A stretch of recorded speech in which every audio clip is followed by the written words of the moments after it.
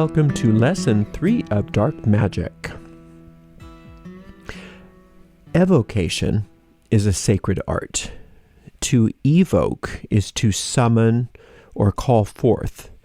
When we evoke, we are calling forth parts of ourselves for a specific purpose.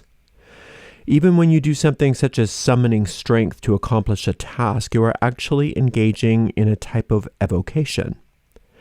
Dark magic, as we practice it in this course, is for the purpose of harmonizing our own personal darkness in order to bring about positive results in our lives.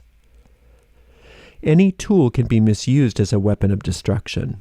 The more powerful the tool, the more powerful the potential weapon. In any magic this powerful, the character of the practitioner is called upon and tested. Once you have evoked a powerful force within a triangle of manifestation, you can use it for positive personal growth and self-perfection, or you can instead decide to unleash it, unbind it, and program it to cause destruction in its wake. Powerful magic is a tremendous responsibility, and many have misused it through the ages. Don't be one of them. If you feel that you can't trust yourself with this amount of power, then don't practice evocation quite yet until you know that you can trust yourself to use it carefully, wisely, and safely.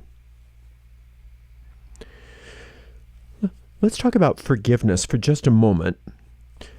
One of the most important things we can do to better ourselves and our world is to engage in the regular practice of spiritual purification. The most powerful spiritual purification available is the practice of true forgiveness. Ask yourself, whom have I wronged in my past that has resulted in my unleashing any sort of punishment on myself from the underworld in the form of a problem? Anytime we do wrong to another and intentionally cause harm to them, even if we convince ourselves that it wasn't a big deal at the time, it causes us to unleash demons of punishment upon ourselves. This cycle of guilt and punishment is something that is purely our own doing, and no outside force has any part in it. Remember that the deep mind is replete with rivers upon rivers of thought patterns, which in turn become behavior patterns. These patterns cycle over and over and over again. The deep mind churns these habits all throughout our lives. When we do any intentional harm to another or think harm against another, it reinforces a powerful and seemingly endless cycle of guilt and punishment in our underworld, and thus in our daily lives. The only way to end these patterns of guilt and punishment is through the process of forgiveness. Evocation is accompanied by forgiveness. Evocation which is accompanied by forgiveness is a truly safe form of evocation. This is because through the power of forgiveness, the thought forms that are contrary to both our well-being and to the accomplishment of our desires are recalibrated and brought into perfect harmony with our goals.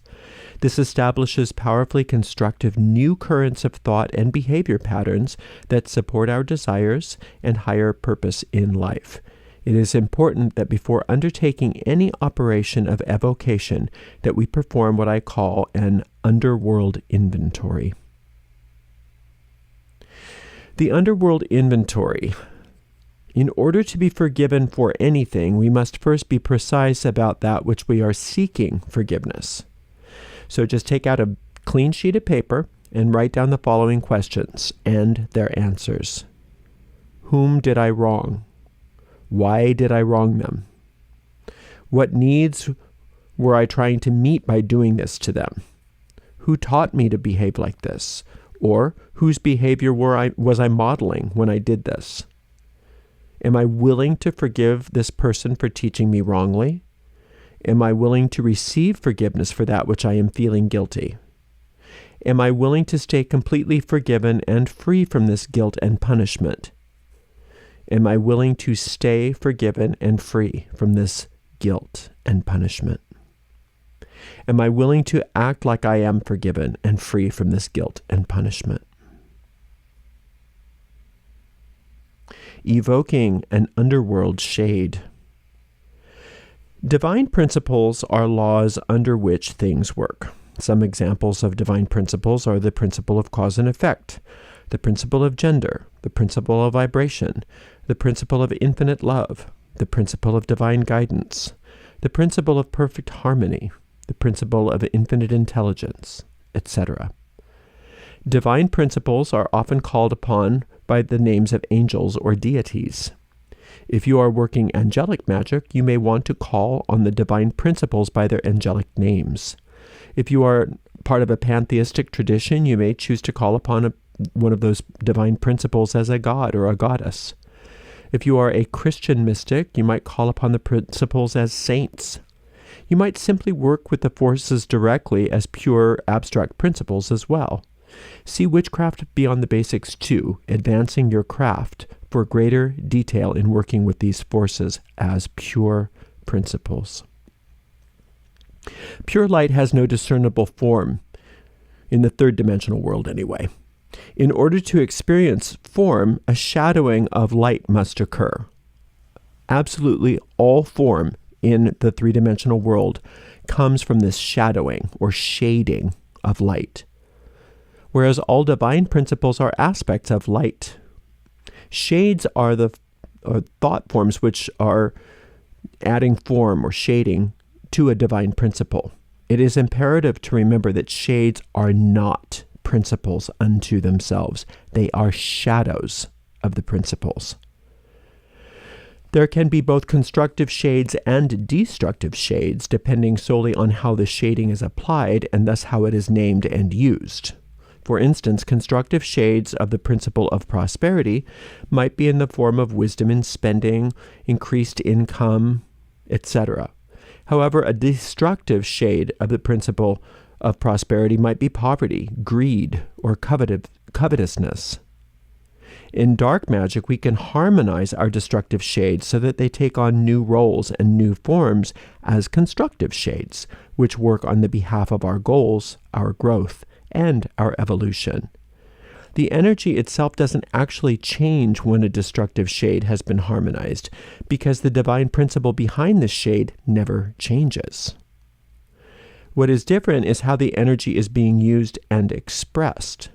Remember that the divine principles are part of the infinite life force, while the shades are ultimately nothing.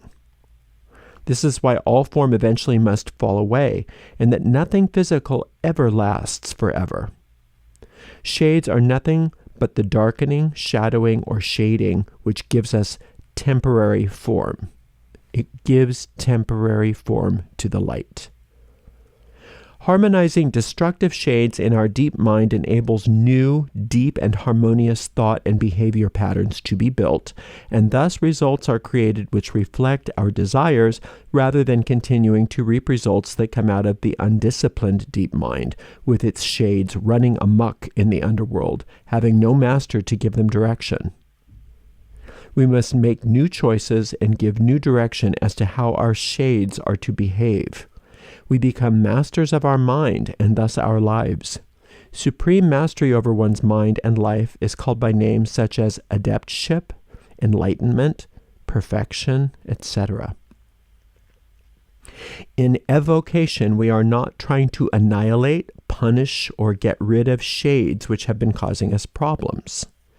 We instead call upon our higher selves to recalibrate these shades so that they work only on the behalf of our good rather than on the behalf of our fears, guilts, hatreds, destructions, etc.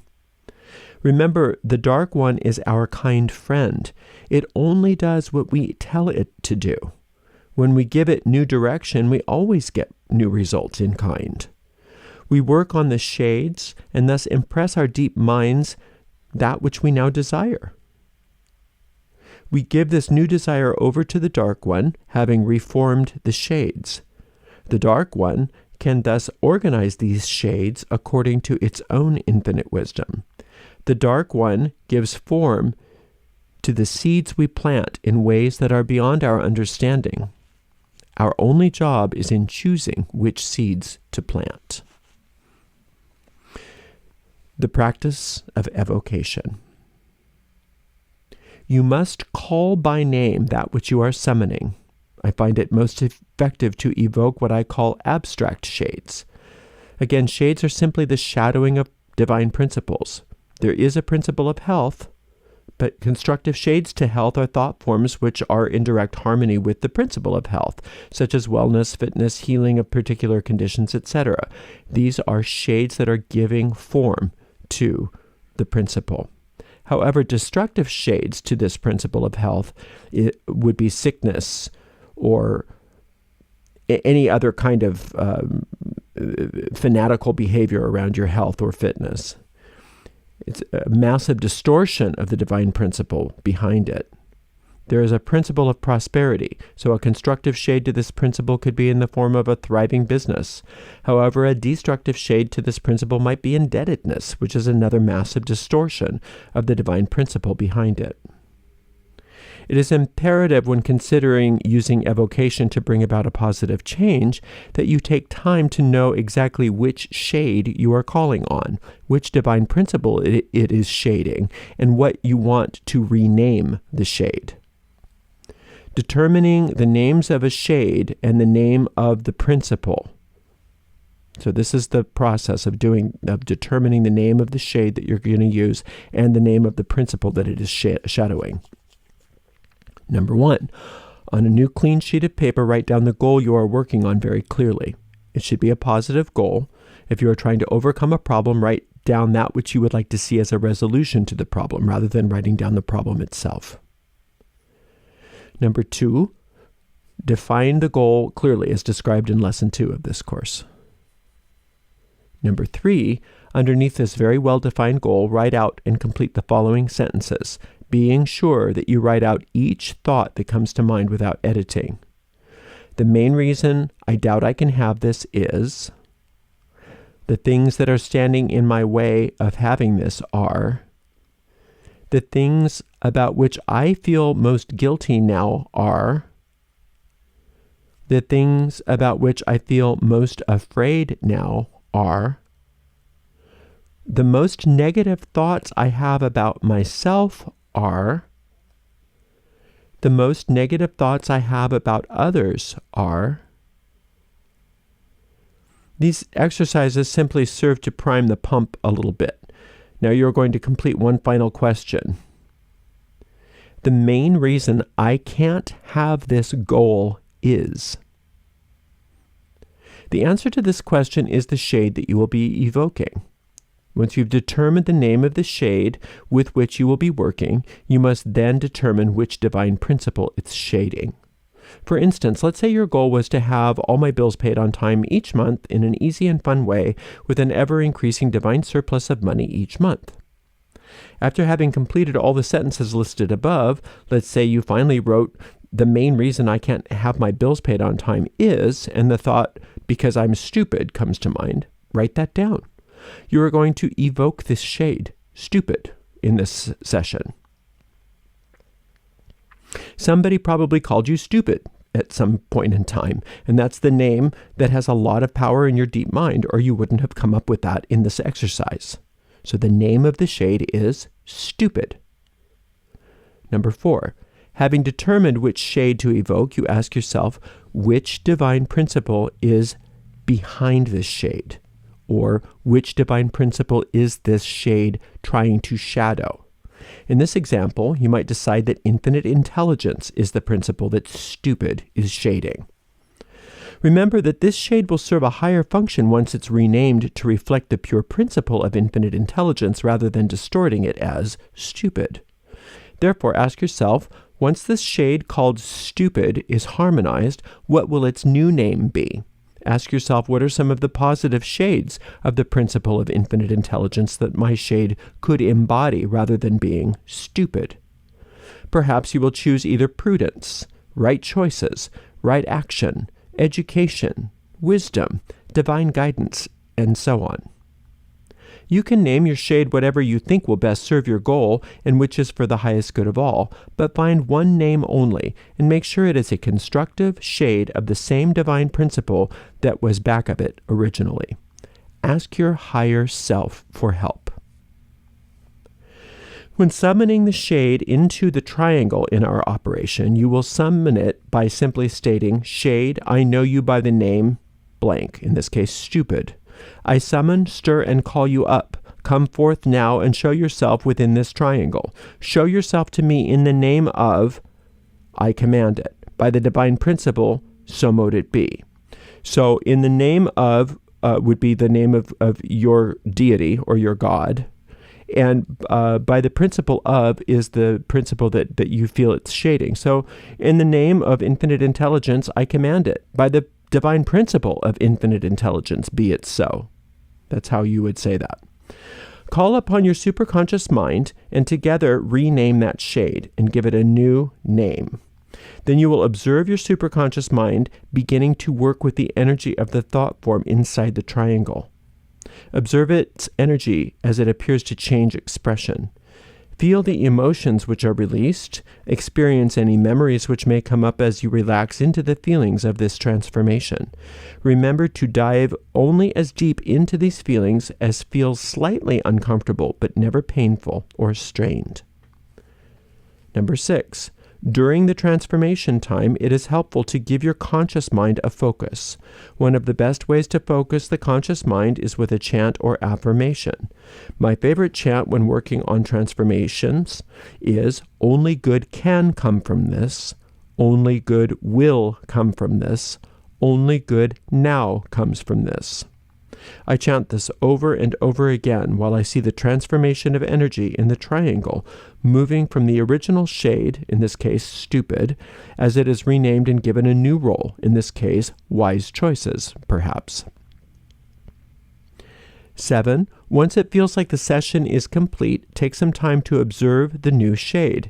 State its new name out loud several times. For instance, wise choices, wise choices, wise choices.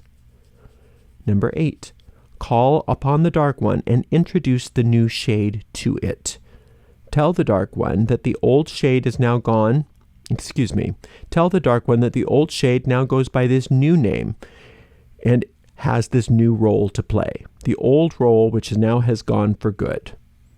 Anytime the habit of the old shade is activated, immediately the new shade will come into action instead.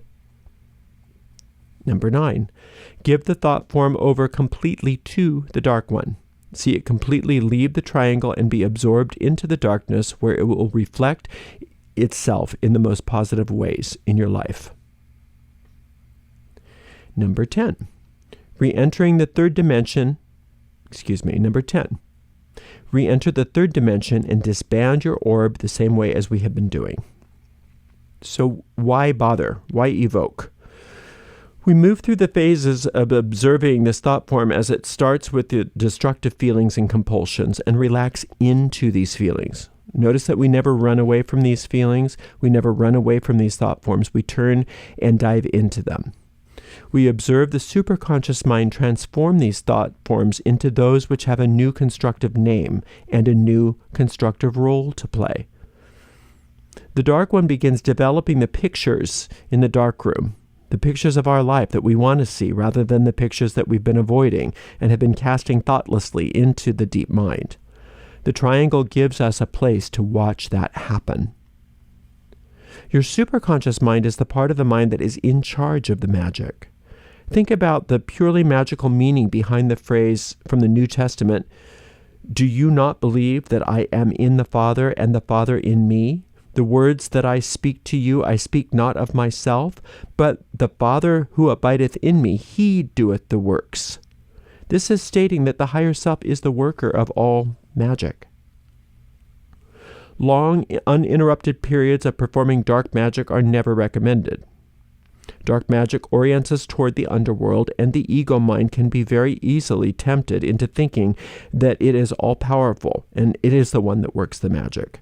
The nanosecond that you catch the whiff of any attitude like, "Don't mess with me because I know dark magic," stop. Either work on something else or work dark magic to transform this shade of an inflated ego. When you are working evocation, it is akin to working with some potentially very volatile chemicals. Slow and shallow is the name of the game with evocations. Work on easy things first. You can get much farther along finding harmony with yourself if you take it easy and keep a light touch. Remember the mantra, slowly is holy. Don't work on your greatest fears right away. Work instead on things that are mildly vexing to you. Work on the so-called smaller problems. When you work on so-called smaller problems, you will actually be more profitable in your magic than going for the big fish before you've ever actually sailed in the really deep waters.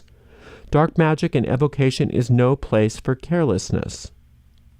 As you gain skill slowly over time, of course you will feel safer to work more deeply, but don't discount the power of working slowly on your deep mind.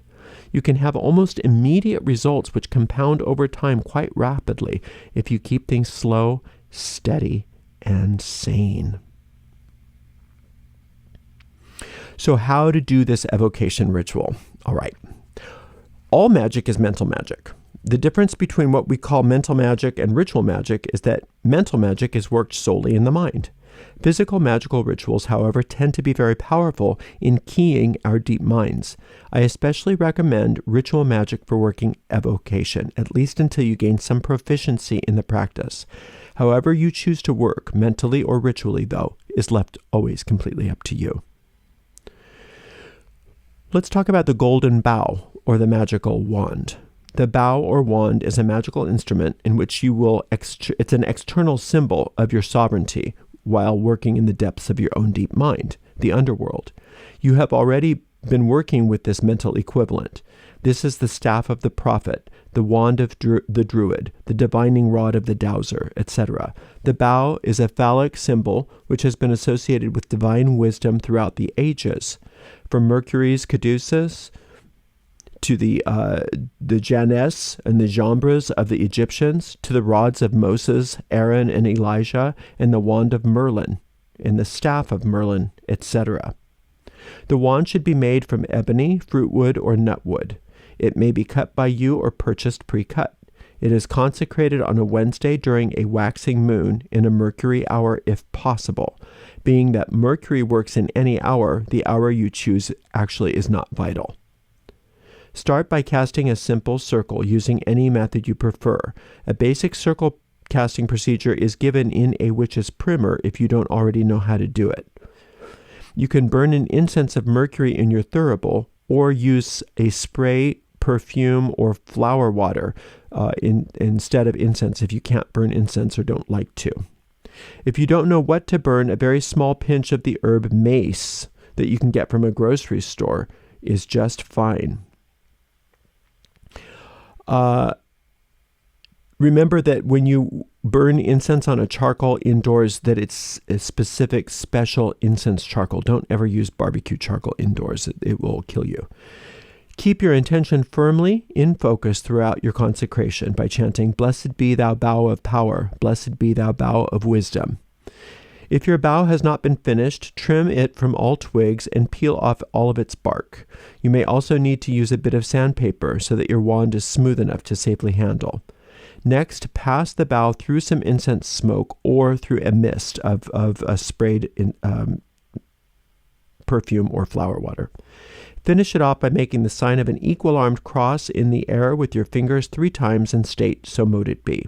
Do not sprinkle salt water on the bough during the consecration, as this tends to demagnetize it. The bough is consecrated by the elements of fire and air only in this particular ritual. Therefore, if you are using a spray perfume, even though the power of the element of fire is inherent by the fact that you are using your willpower to press down on the sprayer, you could also pass the wand over a candle flame as well. Wrap your wand up in silk, preferably a color of mercury. You can see all the correspondences in a witch's primer or Witchcraft Beyond the Basics or Beginning Angel Magic or any other of the courses that I offer. They all have correspondence lists. Your wand should be with you whenever you work your underworld and dark magic, as it is a powerful symbol of your true identity in the world above. This helps to ensure that you don't become hypnotized or glamored by your own illusory dark world. If working a physical ritual for evocation, it is always recommended that you use physical ritual tools. However, you always have the mental equivalent of your bow at hand. It cannot be lost and it cannot be taken from you. It is a part of your consciousness always. It needs to only be summoned by you in your mind. So you always have it, even if for some reason you don't have your physical wand. You are always protected.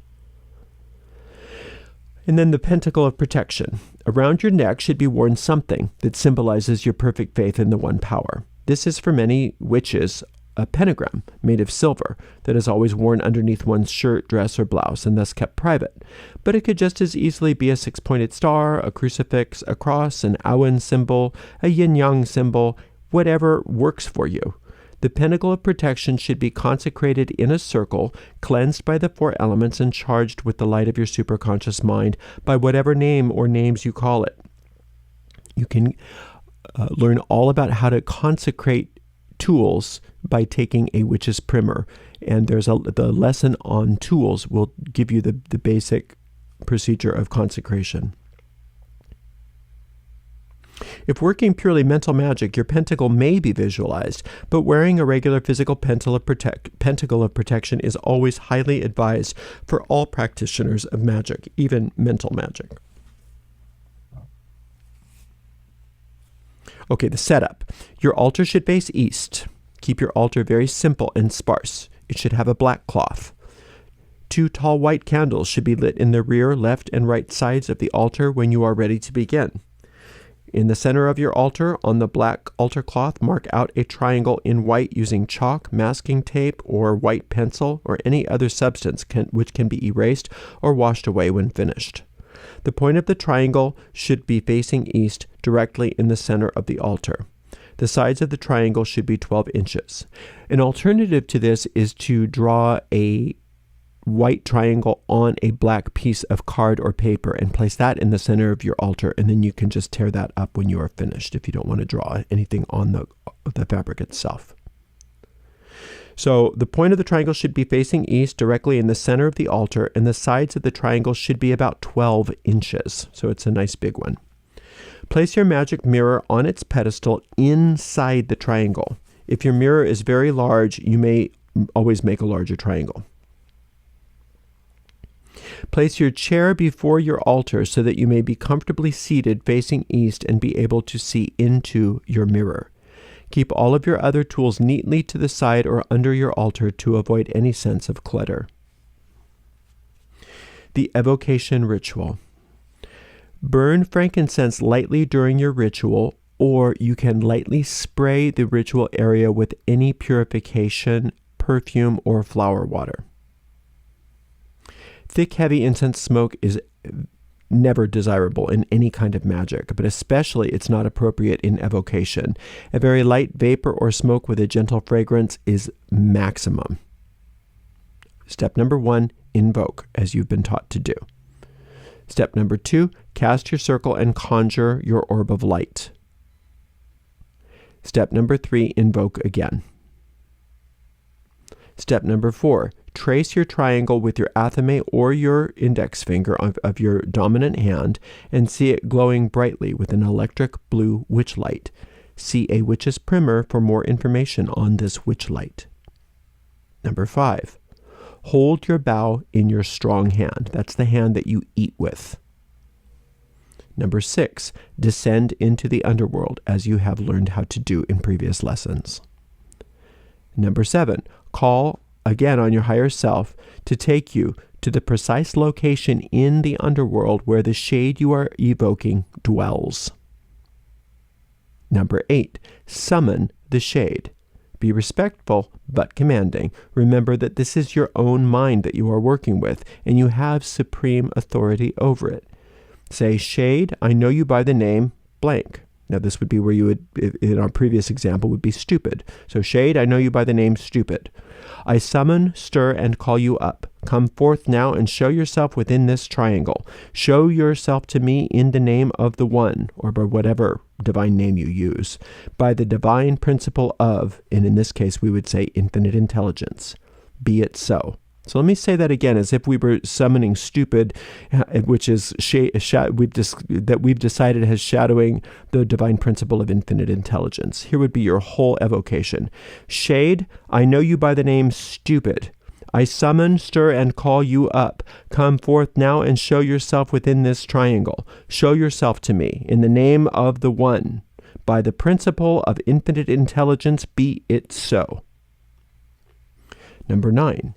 Gaze into the mirror. You may feel a pressure around your forehead and between your eyes. You may experience a haze on the surface of the mirror. These are all fine signs that the entity is materializing. Keep gazing. Do not shift your attention from the mirror. Keep a divine sense of detachment and ambivalence so you don't disrupt the link you are establishing between the worlds. This is where most beginners tend to disrupt the evocation. If that happens, you can either try to reestablish contact again or end the ritual and try it again another day. It must be remembered that you are commanding an entity to materialize. Any other vision is completely inconsequential at this time, so avoid allowing yourself to get lost in your own mind. Number 10, invoke. Once you have a clear sense of the shade that you have called up, or perhaps even a physical manifestation within the mirror, although that's not necessary, call again upon the world above using whatever name is most appropriate to you, as has been discussed previously. State something like, Infinite Intelligence, here is the shade stupid. Let us now rename this shade Divine Wisdom, or whatever we're calling it. In your image and by your likeness, be it renamed and transformed now. Number 12, begin your chant. In this case, I like this chant. Only good can come from this. Only good will come from this. Only good now comes from this. As you continue chanting and gazing, watch as your superconscious mind begins to work with the shade within the triangle, harmonizing the frequencies of the shade according to the new name you have given it. Number 13, call upon the Dark One. Say something like, Dark One, this shade has been renamed and consecrated to the service of my good. I entrust it to your good care. All manifestations which are born from this newly named shade bring only infinite good into my life, in the highest and best ways possible. Thank you for our most harmonious and peaceful relationship now and forever. So mote it be. 14, ascend back from the underworld. 15, exit your trance completely. 16, close down your orb and circle and put away your altar tools.